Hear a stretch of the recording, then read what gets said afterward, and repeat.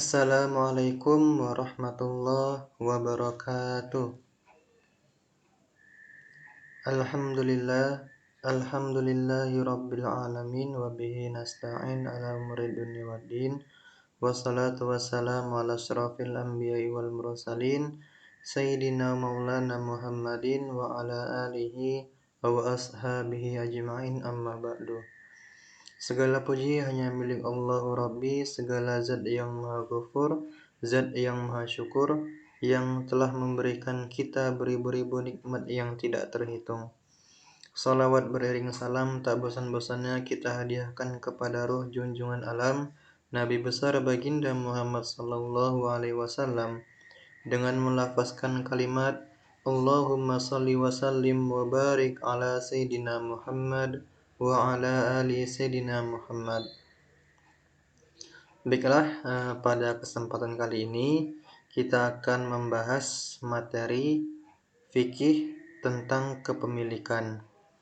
Nah, sebelum kita lanjut ke pembelajaran, kepada anak-anak ustadz sekalian, marilah kita berdoa. Silakan diangkat kedua tangannya, kita berdoa. Hayya naqra'u doa. A'udzu billahi minasy syaithanir rajim. Bismillahirrahmanirrahim. Allahumma faqihna fid din wa 'allimna ta'wil wahdina ila sawa'is sabil. Rabbi zidna ilman warzuqna fahman. Rabbi ishrah li sadri wa yassir li amri wahlul 'uqdatam min lisani yafqahu qawli. Walhamdulillahi rabbil alamin. Alhamdulillah, semoga dengan membaca doa tadi kita dimudahkan oleh Allah Subhanahu wa taala dalam memahami materi yang nantinya akan kita pelajari. Selanjutnya, marilah kita mulai pembelajaran kita dengan bacaan Al-Basmalah. Bismillahirrahmanirrahim. Baik, sebelum itu Ustaz mau tanya kepada anak-anak Ustaz, gimana kabarnya hari ini? Alhamdulillah baik. Sebelum kita masuk ke materi tentang kepemilikan ini, Ustaz mau tanya kepada anak-anak Ustaz, apakah ada yang tahu apa itu kepemilikan? Silakan diangkat tangannya. Baik, kepada saudari Tiara. Kepemilikan adalah suatu barang yang kita beli pakai uang sendiri.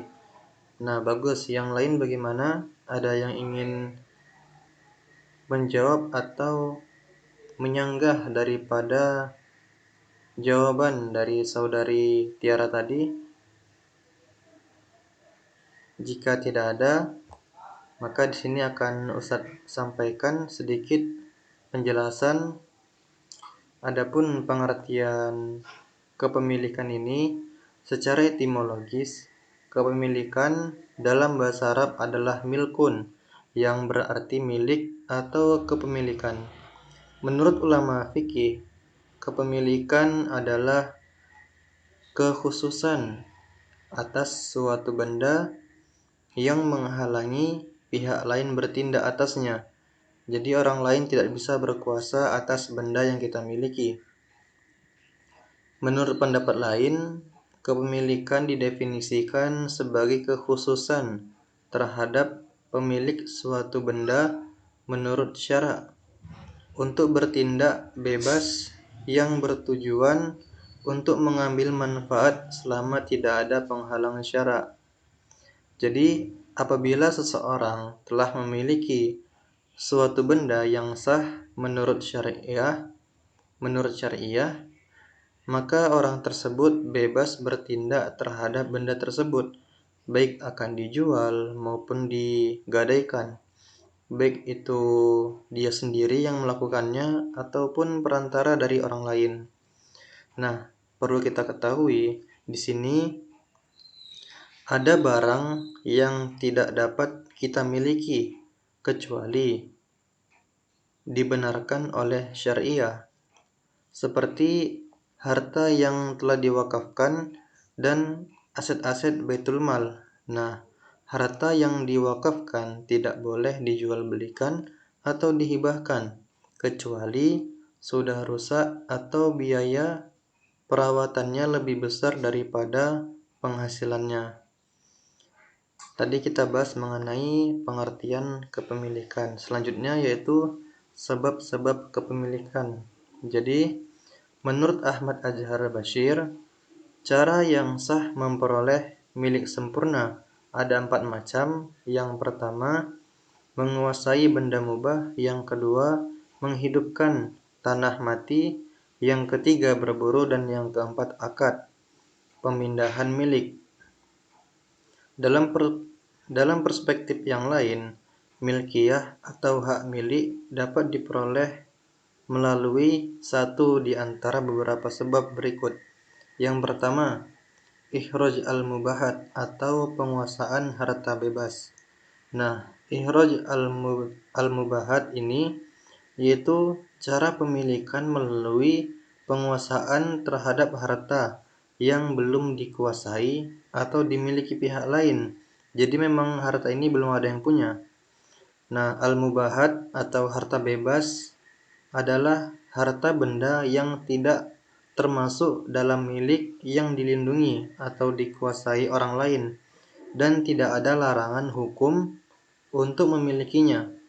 Misalnya seperti ikan di laut, rumput di jalan, hewan, dan pohon atau kayu yang ada di hutan.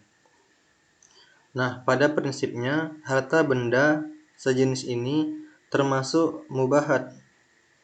Jadi setiap orang berhak menguasai harta benda ini untuk tujuan dimiliki sebatas kemampuan masing-masing.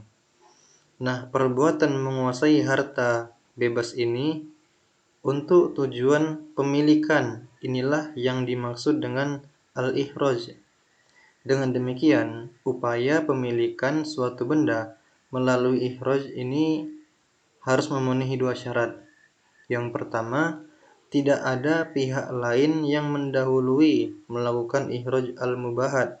Jadi, kitalah orang yang pertama untuk melakukan ikhraj ini.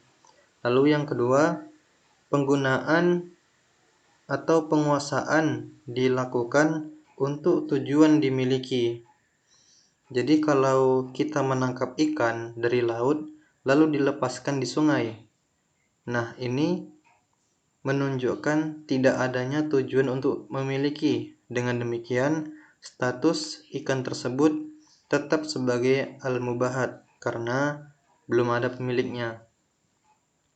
Lalu yang kedua ada al-tawallud atau anak piana berkembang biak.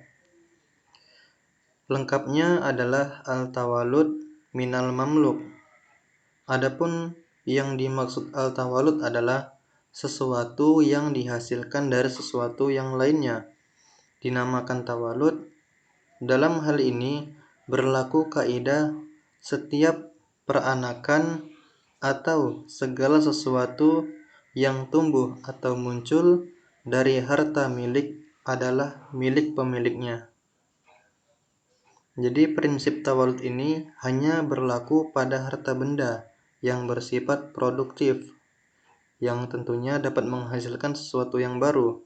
Contohnya seperti binatang yang dapat bertelur, beranak, menghasilkan air susu, dan juga kebun yang menghasilkan buah dan bunga-bunga. Lalu yang ketiga ada al-khalafiyah atau penggantian.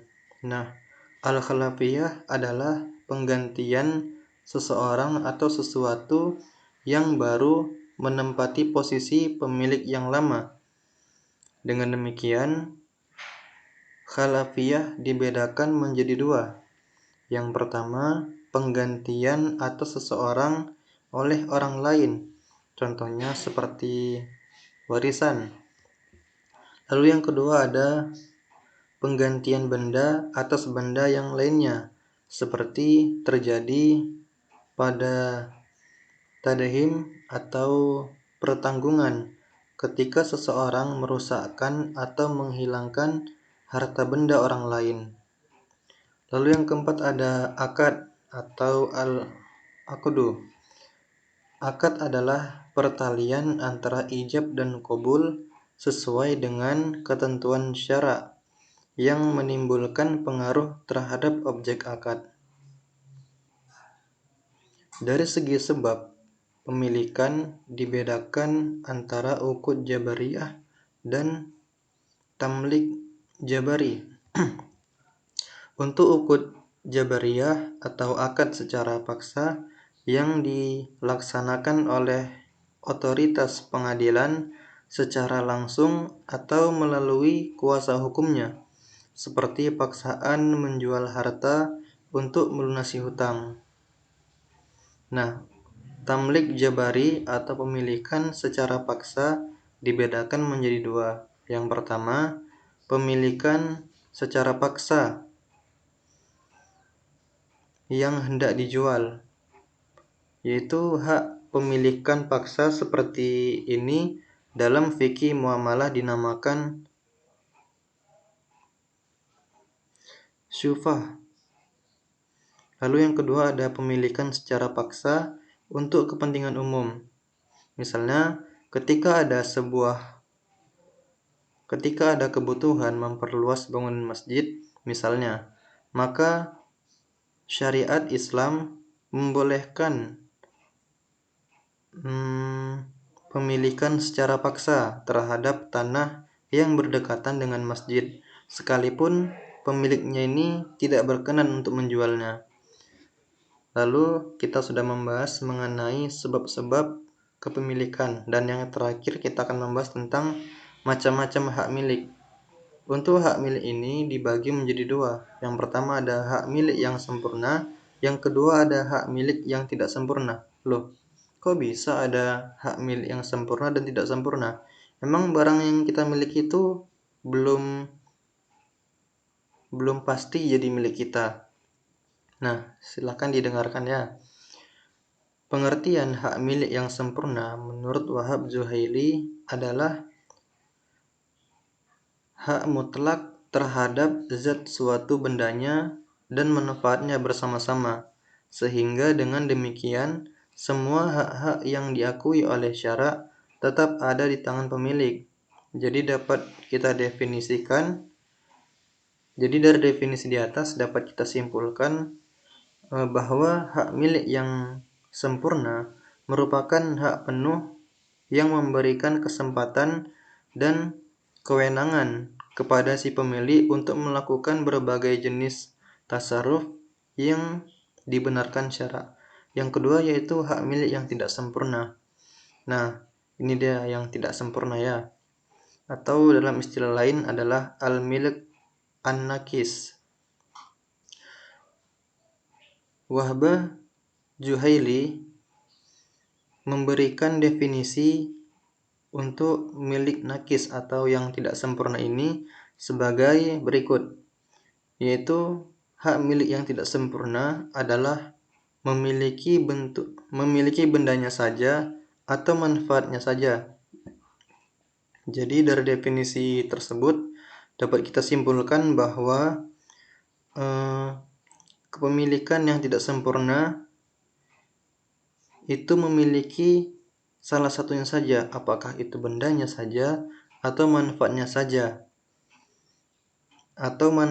saja, tanpa bendanya. Jadi mungkin untuk pembahasan kita pada kali ini mengenai kepemilikan sampai di situ saja. Jika anak-anak ustadz yang lain masih kurang paham, silakan angkat tangannya dan bertanya mengenai materi kita pada hari ini.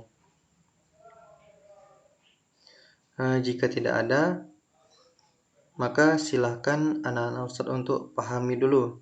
Silakan dibaca ulang, silakan dipahami, lalu jika ada pertanyaan silakan nanti bertanya.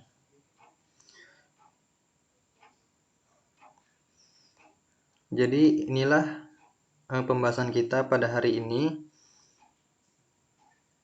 Jika nanti ada yang ingin bertanya silakan tanyakan. Mungkin itulah yang dapat saya sampaikan. Kurang lebihnya saya mohon maaf. Wassalamualaikum warahmatullahi wabarakatuh.